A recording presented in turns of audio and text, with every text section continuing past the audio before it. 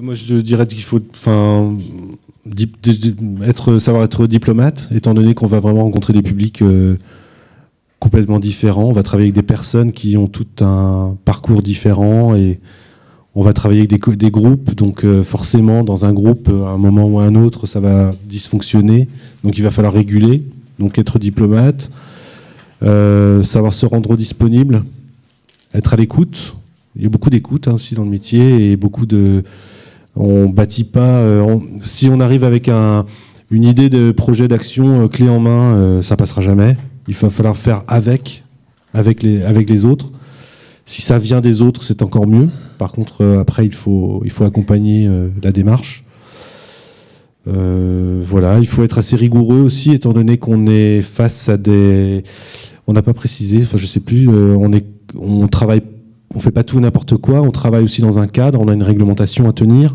Le ministère de tutelle, c'est la jeunesse et sport. Enfin, le ministère n'existe plus, mais c'est donc on dépend de la cohésion sociale. À l'intérieur de cette, il y a maintenant un petit peu de jeunesse encore et de vie associative, donc on s'accroche. Voilà, donc il faut connaître aussi ses limites, parce que parfois on a tendance à faire beaucoup, aller jusqu'à l'épuisement pour certaines personnes, et au bout d'un moment il faut savoir dire stop aussi. Faut se connaître tout simplement pour pouvoir partager avec les autres. Et puis être bien avec soi-même. Voilà, et puis il faut pas hésiter à expérimenter surtout. Moi je le dis aux animateurs qui débutent dans le métier, n'hésitez pas à expérimenter en restant bien sûr dans le cadre de la loi et des possibilités qui sont les vôtres dans la structure sur laquelle vous travaillez, en termes de moyens financiers, moyens humains et autres. Mais n'hésitez pas à expérimenter, c'est-à-dire que on a cette chance de faire un travail où on peut proposer des choses qui vont vraiment sortir de l'ordinaire et où on peut vraiment bâtir des choses super intéressantes avec les enfants, avec les jeunes, sur des centres de loisirs. On peut vraiment avoir des choses extraordinaires qui se passent avec des 3 bouts de ficelle, quoi. Et c'est ça c'est ce qui est génial, et c'est ce qui fait vraiment moi, c'est ce qui me motive en fait tous les matins quand je vais au boulot, c'est de me dire qu'à un moment ou à un autre, on va faire quelque chose sur la journée qui va nous servir plus tard, et où à un moment ou à un autre, on va s'éclater, quoi. Parce que les publics, ils vont aussi prendre leurs pieds. Nous aussi, on va vraiment faire quelque chose qui va nous faire grandir, quoi, tout simplement. Et voilà, alors c'est pas évident de le faire passer à chaque fois auprès des animateurs qui débutent dans le métier, parce que on arrive au boulot, il est 9h, on a envie de partir à 6h comme tout le monde, mais voilà, il faut savoir, faut se laisser aller à un moment ou à un autre, et en général ça passe. Je pense qu'il va être organisé aussi, parce qu'on a quand même pas mal de choses à faire. Il faut être dynamique. Si vous n'êtes pas dynamique, je pense que... Après, dans l'équipe, ça peut être bien aussi d'avoir plusieurs... des gens un peu moins dynamiques et tout ça, mais je pense qu'il faut quand même un certain dynamisme, avoir l'envie de faire les choses et d'aller de l'avant. Et il y avait un autre truc que je voulais dire. Ça y est. Dynamique, et puis t'as l'écoute des autres aussi, beaucoup, du public surtout, quoi. Et des gens qu'on rencontre évidemment, que ce soit bénévoles, les familles, tout ça, parce que ils sont aussi porteurs de choses que le public par lui-même peut ne pas nous dire. Donc faut vraiment être à l'écoute de tout le monde, quoi. Et puis être toujours un petit peu en ébullition, j'ai envie de dire, parce que moi, en tous les cas, c'est mon cas. Je pars en vacances, je suis jamais vraiment en vacances à 100%, quoi. Je vois un truc, je me dis, tiens, je vais pouvoir faire ça avec. Voilà. Alors, c'est toujours à 200% dans ma tête, quoi. Donc, un jour, certainement, je changerai de boulot, c'est sûr, parce que je vais pas pouvoir continuer à 200% comme ça. Mais bon, c'est comme ça. Alors il y a aussi une chose, c'est qu'il faut savoir que les jeunes, on reste nous aussi, nous sommes des humains, et on peut aussi se planter avec les jeunes.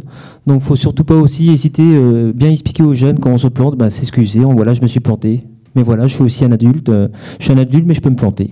Donc ça, c'est une qualité aussi que je pense qu'il faut avoir. C'est pas parce qu'on est un adulte qu'on est plus haut que le jeune. Il faut savoir aussi se positionner à la même hauteur. Et j'avais un note, c'était aussi pas avoir des a priori aussi au niveau des jeunes. Et pareil, on prend tous les jeunes comme avec toutes leurs différences. Et voilà, c'est ça. Oui, tolérant. La tolérance. Oui, je pense qu'on est sollicité par plein de choses. Donc il y a déjà de faire des choix. Qu'est-ce qui est l'urgent, qu'est-ce qui n'est pas urgent. Faut qu'on soit cohérent, absolument. Et comment on peut valoriser les choses. Souvent, on est amené à avoir des problèmes financiers, un public qui ne réagit pas, etc. Comment on va accrocher notre public? Comment on va retourner à notre avantage les situations? Comment on va s'adapter aux choses? Puisque, on l'a dit, le monde évolue encore plus aujourd'hui. Comment on s'adapte? Effectivement, comment on a aussi, alors je dirais, tout le côté stratégique des choses. Comment on va pouvoir présenter les choses à des partenaires, quelquefois, qui ne maîtrisent pas comment dirais-je, le même environnement que nous, hein. Travailler avec effectivement un foyer de personnes âgées ou un secteur jeune, ou je travaille aussi bien avec des associations environnementales ou de la petite enfance. Comment on va arriver à motiver et mobiliser toutes ces personnes-là? Qu'est-ce qui va vendre le projet aussi à un moment donné? Qu'est-ce qui va faire qu'on accroche les choses? Pour ma part, c'est beaucoup de stratégie et beaucoup de gestion de temps, donc de savoir qu'est-ce qui est important, qu'est-ce qui est utile aujourd'hui et qu'est-ce qui n'est pas utile, parce qu'on est submergé par un certain nombre de tâches au jour le jour ou à la minute, et comment on rebondit. Et de plus en plus, je crois que c'est être réactif et faut aussi, j'oubliais, anticiper, parce que effectivement, enfin vous l'avez dit, c'est vrai que quand on va aussi bien faire la journée du lendemain, il faut déjà anticiper la fatigue de son encadrement, il faut anticiper peut-être le retour qui ne va pas être évident, il faut anticiper. Et ça, c'est des critères de réussite aussi. Donc il faut toujours se projeter, et c'est là qu'on maîtrise des choses, autrement on va le subir. Et c'est là que je dirais, on pose les choses à un moment donné, on met les enjeux, qu'est-ce qui est important, qu'est-ce qui est urgent, et ça permet d'avancer, parce qu'on a des métiers, je crois il y a beaucoup de métiers un peu comme ça, mais nous on est un peu, moi je suis mon propre patron, donc je peux tout faire et n'importe quoi, donc il faut hiérarchiser les choses absolument, quoi.